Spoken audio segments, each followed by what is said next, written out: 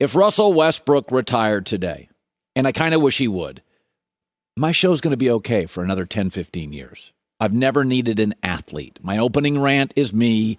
You've listened to it for 25 years. Hopefully, many of you have. I'm over Russell Westbrook. I think he's kind of sad now. I think this is the way it ends for people that lack self-awareness. So Russell Westbrook held his exit interview yesterday for the Lakers. Now, remember, he's played more games this year than any other Laker, 73. He played more minutes than any other Laker. So he had the most opportunities to prove to us what he was. But yet, once again, at his exit interview yesterday, he blamed somebody else. Played the most games and the most minutes, but, he was never given a chance to show who he was. The most games, the most minutes. As if the Lakers were rooting against him the whole time. Yeah, we brought him in. We're going to pay him $40 million. We hope he fails. It's always somebody else's fault. In basketball, there's players who get it immediately. LeBron James. Players who get it eventually. Carmelo Anthony. And players who never get it. Westbrook. KD has played with lots of stars. He's worked with all of them, except Westbrook. LeBron has played with lots of stars. He's worked with all of them, except Westbrook. But it's somebody else's fault. Full disclosure, I never got him. My favorite point guard ever is Magic Johnson. I loved Isaiah Thomas, John Stockton. You know how I feel about Chris Paul. He's been my favorite point guard the last decade in the NBA. I love me some Chris Paul. Westbrook, unlike those great point guards, never made anybody better. He can't shoot. He's got brutal hands.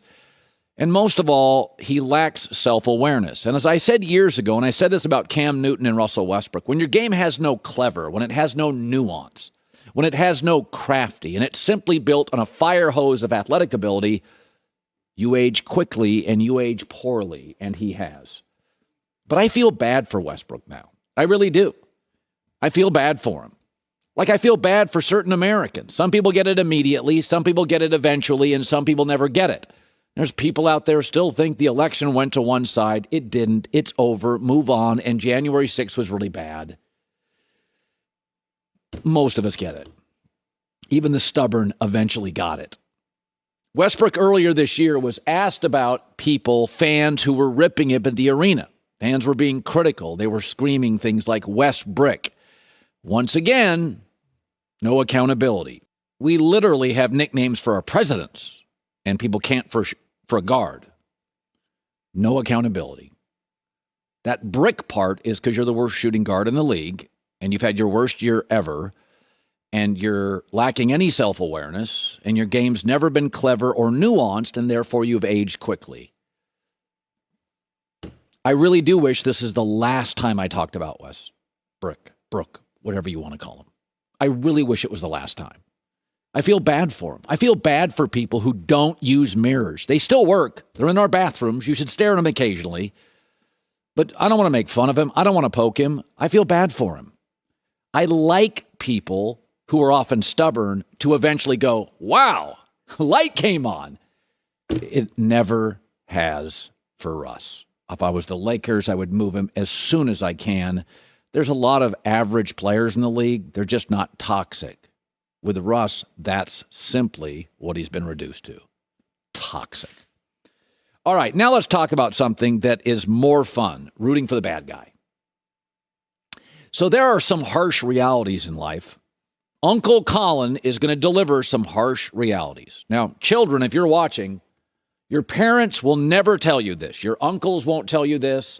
Grandpa won't tell you this. Your teacher won't tell you this. Uncle Colin is going to deliver some harsh news today for all you kids.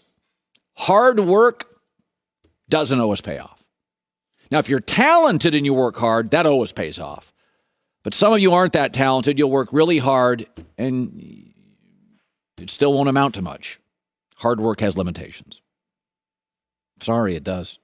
And the second thing is, being selfish can get you what you want. Not always, and nobody likes those people. But being selfless often gets you trampled in life. Sometimes, occasionally, being selfish is okay. Nobody's going to tell you that except Uncle Colin. And the Brooklyn Nets are everything that's bad with basketball. The Celtics are everything that's good. The Celtics draft their players. They're patient with their players. They develop their players. They play the same guys every night. They develop chemistry. They're coachable. They play great defense. They defend the three. They defend the interior.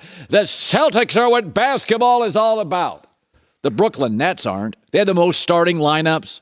One of their stars refused to get vaxxed. So selfishly, he wasn't available for home games. They never play together. They're bad defensively. Their bench stinks. There's really no chemistry. They never play together. And yet I'm rooting for them to win. I'm sorry. Sometimes Uncle Colin roots for the bad guy. Listen, Hannibal Lecter, Darth Vader, the Joker. Villains make movies more fun. I can't like everybody in the playoffs. Isn't there somebody I have to kind of root against? Brooklyn goes back to the opening of this rant. Sometimes selfish works, and sometimes talent is really the key, not just hard work. And Brooklyn's going to play the Boston Celtics, and this country is going to be rooting for the good guys here, and it's going to be Boston. And I am fascinated that Ben Simmons may be inserted for 8 minutes a half. He's been very difficult over the last year to a couple of different teams. And to add a layer to the villainous Brooklyn Nets, he may be the difference. I don't know what it is. Is there something in me? Do I root against the do-gooders of society? I don't know what it is. But as we head into the playoffs, I'm fascinated with the Nets. And they do everything that's not good for basketball long term. I can't wait to watch them. And I think they're going to win a lot of games. And I don't think we're going to know what to do with them. And they're going to be really, really hard to root for as a basketball organization. But I think they're going to surprise all of us. Sometimes talent, just talent, despite selfish, lack of chemistry, hard work, sometimes talent just wins. I think Brooklyn's going to. Play-in game tonight, by the way. I like the Clippers as well.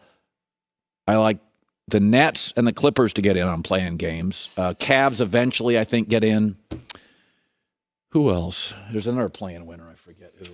Brooklyn, the Clippers, Spurs. I think eventually they get in. Cavs are great. Now, Cavs are easy to root for. They draft and develop players. They work really hard.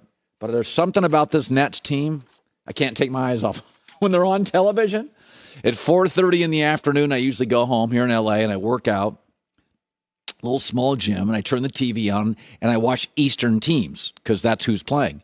And the Nets are on a lot, and I just can't take my eyes off them. Like KD's unbelievable, Kyrie's unbelievable. I don't know what I'm getting with Ben Simmons. Here we go, starting tonight. Can't wait. Hi, everybody. Thanks for watching. Subscribe here to get the latest from the show. Also, be sure to check out more of the best clips from The Herd or go watch a few segments from other shows on FS1.